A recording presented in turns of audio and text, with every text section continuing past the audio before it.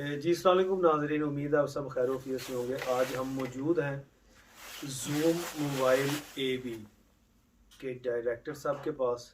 उनकी जो शॉप्स हैं स्टॉकों में, उनमें से एक शॉप के ऊपर अभी हम मौजूद। तो आज हमसे पूछेंगे, बड़ी प्यारी शख्सियत है, बड़ी मुख्तलिफ सी हैं और ये सियासत के साथ भी मुंसलिक हैं, कारोबारी शख्सियत भी हैं ये, और इनके बहुत पहलू आपको साथ साथ बताएंगे हम। जी अस्सलाम वालेकुम चौधरी साहब। जी वालेकुम अस्सलाम भट्ट साहब। अच्छा, सबसे पहले तो बहुत शुक्रिया आपका कि आपने अपना कीमती वक्त निकाला। नहीं, कोई ऐसी बात नहीं भट्ट साहब, हमेशा हाजिर हैं। आप माशाल्लाह कम्युनिटी के लिए जो खिदमत कर रहे हैं, आप लोग जिस जज्बे से इस प्रोग्राम को आगे बढ़ा रहे हैं, इसको अप्रिशिएट करना चाहिए और हम हमेशा हाजिर हैं। बहुत शुक्रिया चौधरी साहब। चौधरी साहब, हम स्टार्ट करते हैं आपके बचपन से। जी, थोड़ा सा बताएंगे। हम आमतौर पर ये पूछते हैं सवाल, तो आप तो बिल्कुल शरारती नहीं होंगे बचपन में? भट्ट साहब, मैं प्रॉब्लम चाइल्ड था, शरारती से कुछ थोड़ा सा बढ़ गया। अच्छा। तो ये है कि फिर ये है कि ज़रा वालदा मेरी जो है और वालिद साहब, अल्लाह जन्नत नसीब करे मेरे वालिद साहब को, वो ज़रा थोड़ी सख्त तबीयत के थे। तो उसमें यह है कि शरारतें करने के बाद जब घर जा रहा था तो रास्ते में यही डर होता था कि वालिद या वालदा से जो है ना, वो डांट अच्छी पड़ेगी। खासी डांट पड़ेगी। तो जो सब किस तरह की शरारतें मंगे लोगों की, वो गेंडी वगैरह बजाकर भाग जाना उस टाइप, या किस तरह की शरारतें आप पसंद करते थे उस वक्त? उस वक़्त भट्ट साहब, एक तो दोस्तों की, जो क्लासमेट्स होते थे उनकी चीज़ें छुपा देना, उन्हें तंग करना, लोगों की घंटी बजा के भाग जाना। ये तो आपको पता है कि पाकिस्तान में एक सबसे कॉमन शरारत है बच्चों की। तो ये ज़्यादा करता तो था। जो पढ़ाई वगैरह में कैसे थे? पढ़ाई में भट्ट साहब अल्लाह का शुक्र है, मैट्रिक तक तो बिल्कुल ठीक गया है। उसके बाद क्योंकि वालिद साहब की डेथ हो गई थी तो फिर प्राइवेटली पढ़ना पड़ा। नहीं, लेकिन लेकिन बहुत कह लें कि घर में बाकायदगी से होमवर्क करना सारा, या उस वक्त भी वालदेन जो वो ज़बरदस्ती भाई पढ़ो बैठ कर? जी, ये डिपेंड करता था मूड के ऊपर। मूड में? हाँ जी, कभी खुद ही आके बैठ के सारा होमवर्क कर लेते थे, और कभी ये है कि ज़रा वो वालदा साहिबा की जब वो जूती नज़र आती थी तो फिर करते थे बैठ के। अच्छा चूई साहब, एक और चीज़ है जो बड़ा एक डिफरेंट सा पहलू है, और जब मैंने वो उसमें देखा आपको उस रूप में, तो मैं खुद बड़ा एक दफ़ा ना वो थोड़ा सा सोच में पड़ गया। चूँकि आपकी जो पर्सनैलिटी है सियासत में हम देखते हैं कि आप बहुत ज़्यादा है, बल्कि आप कॉलम वगैरह बड़े बड़े अच्छे लिख रहे हैं और बाकायदगी से लिखते जा रहे हैं। जी और उसके बाद जो मुझे एक डिफरेंट, उन पे हम आएंगे बारी बारी, जी लेकिन जो एक पहलू मेरा, मुझे जो देखने में मिला, बिल्कुल मैं एक्सपेक्ट नहीं था कर रहा, खासतौर पर आपकी, चूँकि हर बंदे की अपनी एक पर्सनैलिटी होती जी है।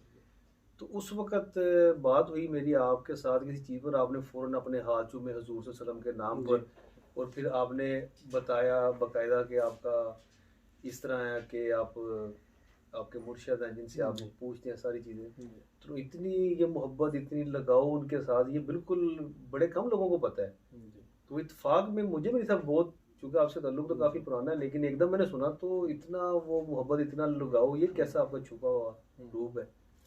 असल में भट्ट साहब, मेरी जो वालदा है, मैं एक मजहबी घराने से ताल्लुक़ रखता हूँ। मेरी जो वालदा हैं वो शुरू से 5 वक़्त की नमाजी, 2 हज किए हैं माशाल्लाह, वालिद साहब ने हज किया हुआ है।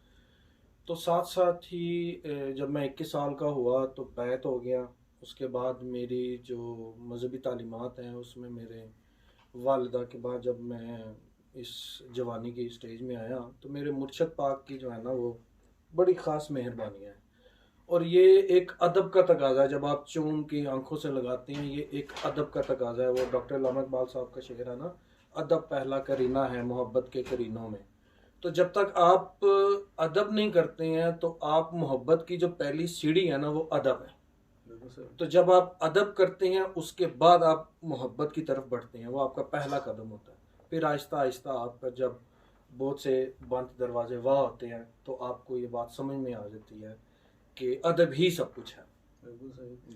तो जो सर, जो एक आम तौर पर एक बात सुनने में आती है, कही जाती है कि आप बहुत ज़्यादा गुस्से में होते हैं हर वक्त, कि आप बात करते हो फ़ौरन गुस्से में आते हैं। तो इसके पीछे क्या है, कि आप इतने एग्रेसिव हैं या लोग कहते हैं?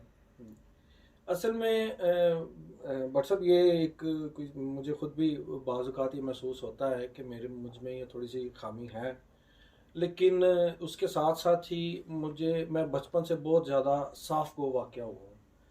तो बचपन से ही मुझे ये तालीम मिली है मेरी वालदा से, मेरे वालिद से और उसके बाद मेरे मुर्शद पाक से कि बेटा सच बात जो है ना, उसके ऊपर हमेशा डट जाना है, चाहे कुछ भी हो जाए। हर इंसान की ज़िंदगी में असूल होने चाहिए। जिस इंसान की ज़िंदगी में असूल नहीं है, मैं उसको इंसान नहीं समझता। तो गलत बात अक्सर जब मैं ये चीज़ महसूस करता हूँ कि लोग माशरे में, हमारे माशरे में हम लोगों की जो एक सबसे बड़ी प्रॉब्लम है ना, वो ये है कि हम लोग मुनाफ़क़त का सहारा लेते हैं। सियासत को हमने मुनाफ़क़त का दूसरा नाम दिया और ये चीज़ बर्दाश्त नहीं होती। अक्सर मैं कोशिश करता हूँ, मुझे पता है कि ये खामी है, असल में गलत बात को ही बर्दाश्त करना जो है वो एक बहादुरी की बात होती है। लेकिन मैं आहिस्ता आहिस्ता इस आदत पे भी काबू पाने की कोशिश कर रहा हूँ, लेकिन बसा औक़ात सब्र का दामन हाथ से छूट जाता है। लेकिन मैं उसमें पूरी मुकम्मल कोशिश कर रहा हूँ कि इन चीज़ों को, गुस्से को कंट्रोल करता हूँ। थप्पड़ वगैरह भी लगा देते हैं कि ज़्यादा गुस्सा आ जाए? नहीं बट साहब, इस हद तक नहीं, इस हद तक। अच्छा चोई साहब, आप आते हैं सियासत की तरफ, तो आप तो बहुत ज़्यादा सियासत में भी एक्टिव हैं, हम देखते हैं। बल्कि आप स्वीडन की सियासत में भी काफ़ी आप समझ बूझ रखते हैं। तो किस तरह आप देख रहे हैं कि इस दफ़ा है कोई आपका इरादा या पाकिस्तान में या इधर? असल में बट साहब मैं स्वीडन की सियासत में तो बहुत ज़्यादा इन्वॉल्व रहा हूँ पहले, लेकिन प्रॉब्लम ये है कि जो मेरा बिज़नेस है उसकी से मुझे टाइम नहीं मिलता था बहुत ज़्यादा। तो मैंने फिर आहिस्ता आहिस्ता स्वीडन की सियासत को खैरबाद कहा। उसके बाद जहाँ तक है पाकिस्तान की सियासत का ताल्लुक, तो आपको पता है कि मैं यहाँ पे स्वीडन में हूँ, बहुत ज़्यादा एक्टिव तो नहीं हूँ, लेकिन सियासत से ताल्लुक है। तो पाकिस्तान मुस्लिम लीग नून को प्रेजेंट कर रहा हूँ मैं स्वीडन में। तो देखें, वक्त के साथ साथ है, अभी तो बिज़नेस की वजह से ही इतना टाइम ही नहीं मिल पाता है कि मैं कुछ करूँ, ज़्यादा पॉलिटिकल एक्टिविटीज़ करूँ। तो ये है कि ज़्यादा से ज़्यादा मेरी कोशिश यही होती है कि हालात हाज़िरा से साथ साथ चलने के लिए कॉलम ही लिखता हूँ मैं ज़्यादा, तो उसी तरफ मेरी ज़्यादा तवज्जो है। तो जो सब जब आप कह रहे हैं जैसे आप सियासत से टच नहीं लेंगे, तो उसमें वो काफ़ी ज़्यादा फ़र्क नहीं पड़ेगा आपको इससे? मुझे खुद तो नहीं पता बहुत ज़्यादा सियासत का, लेकिन उसमें ये नहीं होता कि आपको हर वक्त एक अटैच रहना चाहिए उस चीज़ के साथ? असल में बट साहब, जो सियासत में आपकी हर वक्त की हाज़िरी ज़रूरी नहीं है। कुछ गोल्स हैं, आपके लाइफ में कुछ गोल्स भी होते हैं, वो सबसे ज़्यादा इंपॉर्टेंट है। इस वक्त मेरे लिए मेरे बिज़नेस से ज़्यादा इंपॉर्टेंट और कुछ भी नहीं है। जब इंशाल्लाह ताला जब बिज़नेस एक ऐसे स्टेज पे चला जाएगा जहाँ पर मुझे महसूस होगा कि अब ठीक है जी, अब बिज़नेस ऑटो पायलट पे आ गया है, अब मैं कुछ थोड़ा सा टाइम सियासत को ज़्यादा दे सकता हूँ, तो फिर इंशाल्लाह ताला सियासत की तरफ। जी साहब, अभी हम आते हैं ये बिज़नेस की तरफ। ये जूम मोबाइल एबी, जो जूम मोबाइल नाम है, ये मतलब आपका अपना ब्रांड है या फ्रेंचाइज है? जी बट साहब, जो जूम मोबाइल्स और भी है ना, वो मेरी कंपनी का नाम है। तो ये हमारा अपना ब्रांड है। आहिस्ता आहिस्ता हम आएंगे इंशाल्लाह, ब्रांडिंग की तरफ भी आएंगे। तो जैसे कब आपने स्टार्ट किया और क्या थी इसकी बैकग्राउंड, मतलब यही फील्ड क्यों, मोबाइल्स एक्सेसरीज वगैरह ही क्यों? ये बड़ा इंटरेस्टिंग सारा है वाकया। हुआ ऐसा था बट साहब, मेरा एक्चुअली जो प्रोग्राम था ना, वो ये था कि जब मैं स्वीडन में शिफ्ट हुआ ना, तो मुझे इस चीज़ का अंदाज़ा हुआ है कि स्वीडन में होलसेल का कोई कॉन्सेप्ट नहीं था। तो मैं बेसिकली होलसेल का काम स्टार्ट करना चाह रहा था, कोई भी एक प्रोडक्ट लेके। तो उसके लिए मैं चाइना गया। चाइना से जब मैं विजिट करके वापस आया, तो उसने बहुत ज़्यादा जो है ना, मेरे माइंड को बहुत ज़्यादा वास्ट कर दिया था, बहुत वसी कर दिया था। तो जब मैं वापस आया, तो मेरा पहले प्रोग्राम यह बना था सर्विसेज प्रोवाइड करने का, बेसिकली जो मेरा आइडिया था। लेकिन फिर जब मुझे ये अंदाज़ा हुआ कि सर्विसेज प्रोवाइड करने में थोड़ा टाइम लगेगा, और मैं ज़रा थोड़ा जल्दी चाह रहा था कि कारोबार जो है ना वो स्टार्ट हो जाए, तो उसके लिए फिर मैंने थोड़ी सी मार्केट रिसर्च की। तो मुझे ये अंदाज़ा हुआ कि मोबाइल फ़ोन्स और उनकी एक्सेसरीज का जो है ना, यहाँ पे कोई होलसेल की कोई दुकान नहीं है ऐसे जहाँ से आप जाके खरीद सकते हैं फिजिकली। क्योंकि आपको पता है यहाँ पे स्वीडन में एक कॉन्सेप्ट है कि जी आपने कोई दुकान खोली है तो आपने एक सप्लायर ढूंढना है, सप्लायर ढूंढ के उसके बाद आपने उसको फिजिकली आप जा नहीं सकते, मतलब सप्लायर देखना है, अपने ऑनलाइन को सप्लायर देखना है और उसको आपने ऑर्डर प्लेस करने शुरू कर देने हैं। तो एक जो फिजिकल एक होलसेल की जो दुकान है वो कोई भी नहीं थी यहाँ पे स्वीडन में। तो वो भी मैंने स्टार्ट लिया, ये मुझे अच्छा लगा कॉन्सेप्ट। मैंने जब थोड़ी सी रिसर्च की मार्केट की तो मुझे कॉन्सेप्ट बेहतर लगा, तो फिर उसके बाद मैंने फिर ये प्लान किया कि अब जो है ना कोई एक फील्ड जो है वो सेलेक्ट कर लें, कोई सेलेक्टेड प्रोडक्ट्स जो है उनके ऊपर वर्किंग करें। तो फिर मैंने ये मोबाइल एक्सेसरीज की तरफ आया पहले, फिर Aahista Aahista used mobile phones की तरफ भी आया। तो चोई साहब इसमें के आपका रिपेयरिंग वगैरह का भी साथ है, मतलब एक्सेसरीज वगैरह तो ये जैसे नजर आ रही है बहुत ज्यादा इस तरह भी पड़ी है, सारा भरी हुई दुकान, और रिपेयरिंग वगैरह का भी हम देख रहे थे उधर सेटअप, काफी लड़के जो बैठे थे वो कर रहे थे काम वगैरह। तो ये एक कंप्यूटर्स वगैरह भी हैं, करते हैं आप उसकी कोई रिपेयरिंग या कोई और चीज, जैसे कोई छोटे मोटे जैसी कुछ चीजें हो, थोड़ा सा बताएंगे इससे मुताबिक। जी व्हाट्सअप, हमारा रिपेयरिंग का भी काम है। हमारी 3 ब्रांचेस हैं जहाँ पर रिपेयरिंग का भी काम होता है, और साथ में हम जो आपके आईपैड्स हैं, टैबलेट्स हैं, आईपैड है, सैमसंग के टैबलेट्स हैं, उनकी हम स्क्रीन और ग्लास भी चेंज करते हैं। और उसके अलावा हम कंप्यूटर की रिपेयरिंग भी करते हैं, लैपटॉप्स की, डेस्कटॉप कंप्यूटर्स की, उनकी भी रिपेयरिंग करते हैं, और यूज्ड मोबाइल फोन्स भी हम सेल करते हैं।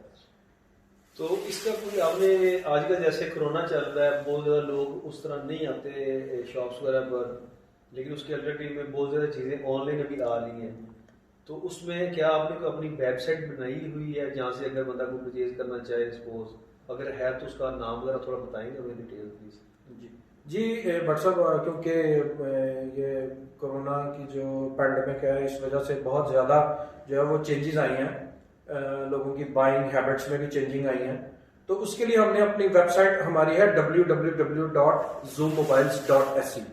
वहाँ पर जाकर आप स्पेसिफिकेशन देख सकते हैं, प्राइसेस हैं वहाँ पर। उसके बाद आप एक बॉक्स में पैक करके हमें भेज भी सकते हैं, तो विद इन 48 आवर्स हम रिपेयर करके आपकी डिवाइस को तो वापस भेज सकते हैं।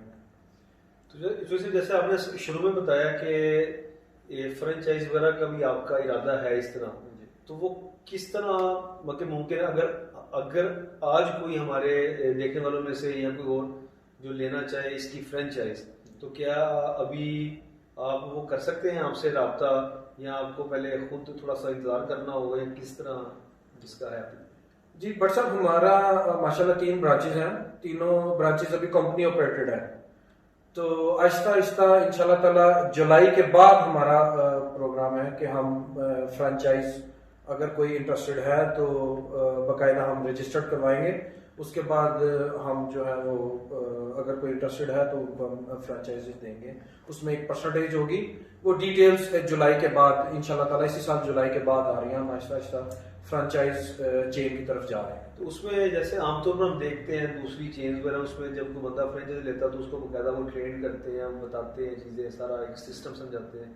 तो आप डेफिनेटली इस तरह भी होगा पूरा, आप उसको एक तैयार करेंगे जो बंदा है वो मतलब उस फील्ड में अगर नया सपोज।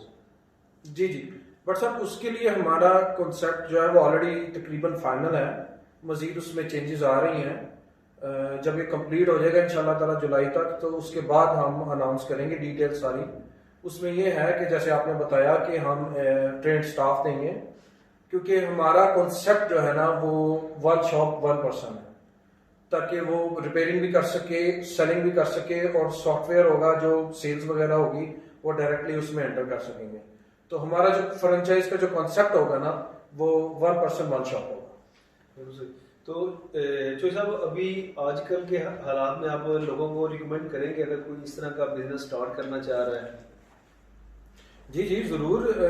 व्हाट्सअप, आपको पता है कि अभी जो कोरोना की वजह से जो हालात हैं उसमें डेफिनेटली बात है कि फ़र्क तो पड़ा है बिजनेसेस को, लेकिन ये एक बहुत अच्छा टाइम है कि अगर इसमें आपको कोई अच्छी प्लेस में, लाइक सिटी में अगर आपको कोई दुकान मिलती है, किसी अच्छे सेंटर में दुकान मिलती है, तो ये एक आपकी लॉन्ग टर्म इन्वेस्टमेंट हो जाएगी इंशाल्लाह ताला। मेरा जहाँ तक आइडिया है 2 से 3 महीने तक, क्योंकि वैक्सीन अब अवेलेबल है कोविड की मार्केट में, तकरीबन ऑलमोस्ट हर कंट्री में उन्होंने वैक्सीन जो है वो लगानी स्टार्ट कर दी है।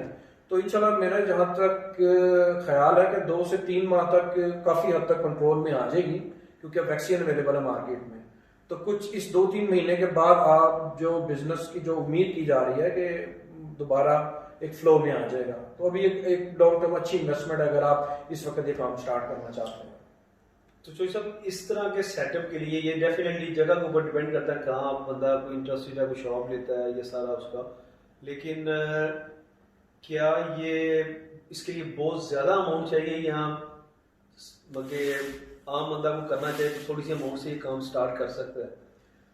असल में बट साहब ये डिपेंड करता है कि आपके, देखें हर एरिया की एक अपनी बाइंग साइकी होती है, हर इलाके के जो लोग होते हैं उनकी जो बाइंग साइकी है वो डिफरेंट होती है, और डिपेंड कर रहा है पॉपुलेशन के ऊपर भी कि आपके इलाके में कितनी पॉपुलेशन है और वो पॉइंट कैसा है, किसी सेंटर में है, किसी अच्छे शॉपिंग मॉल में है, या आपकी किसी ट्रेन स्टेशन के पास है, बस स्टॉप के पास है, कोई ऐसी जगह पर मौजूद है, तो डेफिनेटली वहां पर आपको तो सबसे पहले तो दुकान खरीदने के लिए आपको एक अमाउंट चाहिए होती है, एक अच्छी, जो आप कह सकते हैं कि वो 2 से 3 लाख कोरोना तो आपको चाहिए होता है वो दुकान परचेज करने के लिए।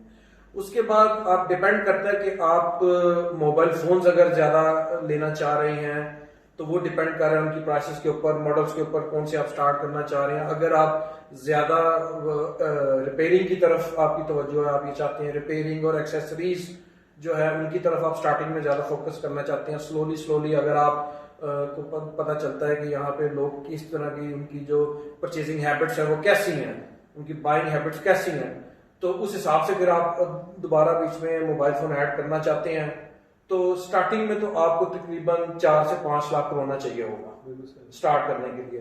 फिर आहिस्ता आहिस्ता जैसे जैसे आपको एक्सपीरियंस होता जाता है, आपको पता चलता जाता है कि यार इस इलाके की ये शॉपिंग हैबिट्स हैं, ये लोग ऐसे बाय करते हैं, मोबाइल फोन्स में ज्यादा इंटरेस्टेड हैं, रिपेयरिंग में ज्यादा इंटरेस्टेड हैं, या वो एक्सेसरीज आपकी ज्यादा सेल होती हैं, तो वो उससे आपको आहिस्ता आहिस्ता अंदाजा होता है, फिर आप उसमें मजीद इन्वेस्टमेंट कर सकते हैं।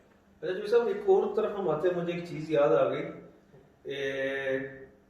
बहुत सुनने में आता था ये चीजें कि जैसे ये नए लोग आते थे, जो स्टूडेंट्स पर आते थे, नए थे, तो आप बहुत ज्यादा उनकी वो हेल्प करा करते थे, मगर उनको गाइड करते थे, तो उसके बाद जो है वो इतना सुनने में नहीं आया, थोड़ा सा कमी आ गई। लेकिन डेफिनेटली लोग आपसे पूछते होंगे, आप बताते होंगे, जैसे हम देख रहे थे कुछ दिन पहले लोग कमेंट्स कर रहे थे, आप उसमें रिप्लाई भी कर रहे थे, तो क्या आया अभी भी इस तरह का कोई चल रहा है साइट पर, या अभी बिजी हैं आप अपने प्रोजेक्ट्स में बहुत ज्यादा, या कोई और वजूहत है?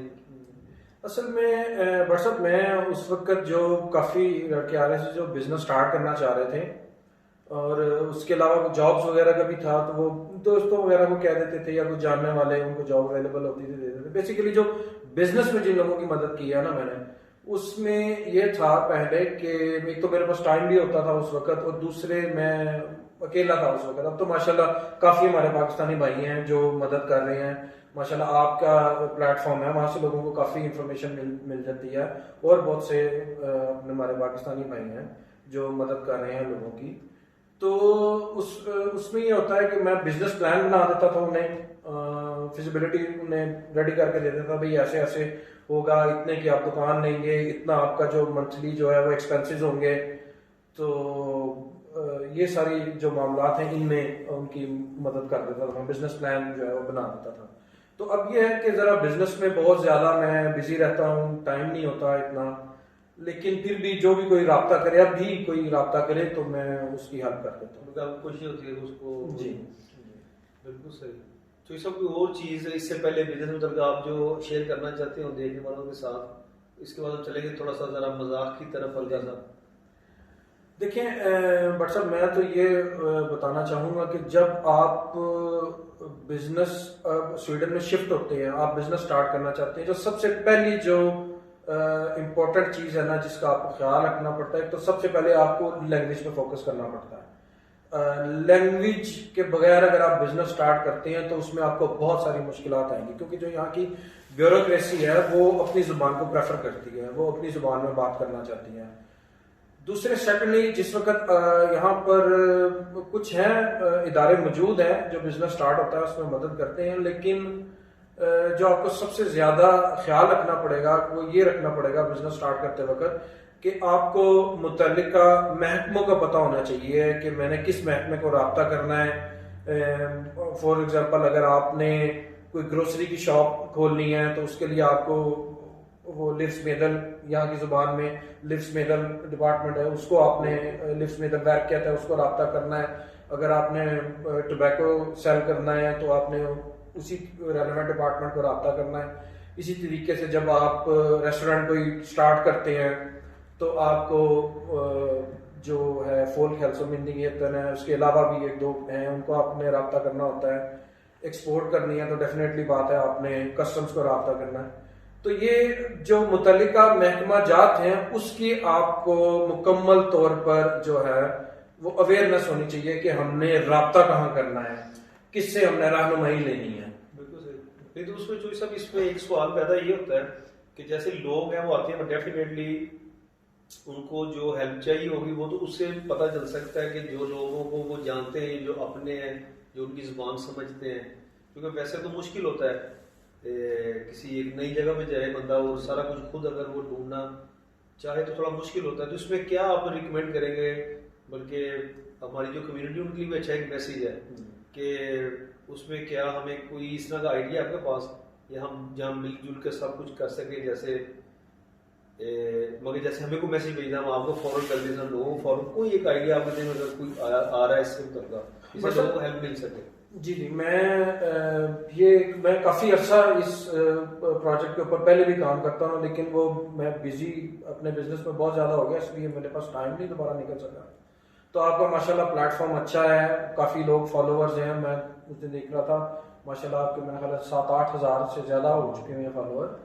तो मैं ये मशवरा दूंगा कि जो नए आने वाले हैं, जो न्यू कमर्स हैं, उनके लिए कोई एक ऐसा महीने में या मतलब कोई अगर रब्ता करता है, कोई विलिंग है बिजनेस स्टार्ट करने में, तो महीने में एक ऐसा कोई प्रेजेंटेशन का कोई ऐसा रख लिया जाए कि जहां पर आकर कोई भी हमारे काफ़ी माशाल्लाह कामयाब बिजनेसमैन है, काफ़ी पाकिस्तानी है, मैं भी हाजिर हूँ और काफ़ी हमारे माशाल्लाह पाकिस्तानी बिजनेसमैन है, वो आके उनको रहनुमाई दे सकते हैं। हम उसके लिए हाजिर हैं, हमारे पाकिस्तानी भाई हैं, अगर वो बिजनेस स्टार्ट करना चाहते हैं तो हम हर तरीके से हाजिर हैं। उनका कोई किसी महीने में, 1 महीने में या 2 महीने में कोई ऐसा प्रोग्राम ऑर्गेनाइज किया जा सकता है कि जहां पर आकर जो पहले से कामयाब बिजनेसमैन हैं, जो अपना बिजनेस को कामयाबी से रन कर रहे हैं, वो लोगों को आकर डेफिनेटली वो एजुकेट कर सकते हैं कि आपको किन किन डिपार्टमेंट्स के साथ रब्ता करना चाहिए, क्या क्या रिक्वायरमेंट है और किस तरीके से आप अपने बिजनेस को ज़्यादा आसानी से स्टार्ट कर सकते हैं।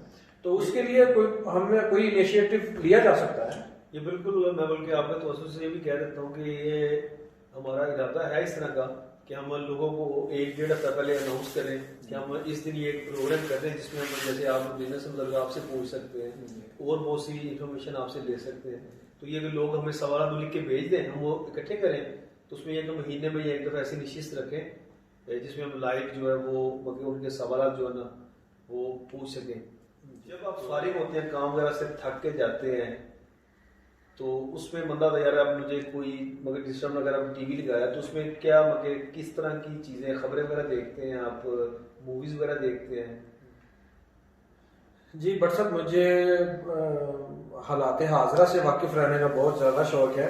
तो जब मैं घर जाता हूँ तो सबसे पहले ख़बरें देखता हूँ जियो न्यूज़ लगा के, और उसके बाद जब ख़बरें वगैरह सुन लेता हूँ, हेडलाइन सुन लेता हूँ, देख लेता हूँ कि क्या आज की डेवलपमेंट्स है पाकिस्तान में, क्या हो रहा है क्या नहीं। उसके बाद कोई एक आधी फिल्म देख लेते हैं, कोई एक्शन मूवी कोई अच्छी हो वो देख लेते हैं। हालात हाजरा में जो शोबिस की फील्ड है उसमें एक्शन देखते हैं आप? जी। तो रोमांटिक मूवीज़ वगैरह भी देखते होंगे? बट सब रोमांटिक मूवीज़ का कोई इतना ज़्यादा मुझे शौक नहीं है। अब ज़्यादा एक्शन मूवीज़ जो है ना वो पसंद है। तो गाने वगैरह पसंद करते हैं किस तरह के, स्लो फास्ट? बट सब बेसिकली जो है वो मैं कवालियाँ ज़्यादा प्रेफर करता हूँ। उसके अलावा अगर जब म्यूज़िक के हो तो पुराने जो गाने हैं जिनमें कोई मकसद होता था, अच्छे लिरिक्स होते थे, अच्छी शेर व शायरी होती थी, वो ज़्यादा पसंद करता हूँ। तो ये सब कपड़ों में तो हम देखते हैं माशाल्लाह बाजुओं के मके अच्छे मके माशाल्लाह लोग नज़र न लगाए, हमेशा आप अच्छा टेस्ट है आपका। तो उसमें किसे किसे सुनते हैं कव्वाली वगैरह में? कवालियाँ ज़्यादातर नुसरत फ़तेह अली ख़ान की सुनता हूँ, और जो साबरी मियाँ की जो पुरानी हैं कवालियाँ वो भी बड़े शौक़ से सुनता हूँ। उसके अलावा शेर अली महर अली कवाल हैं, उनकी भी जो कवाली हैं वो भी सुनता हूँ। तो आज हमारे देखने वालों को क्या सुनाएंगे? आप क्या सुनना चाह रहे हैं? कुछ सुना दें सर।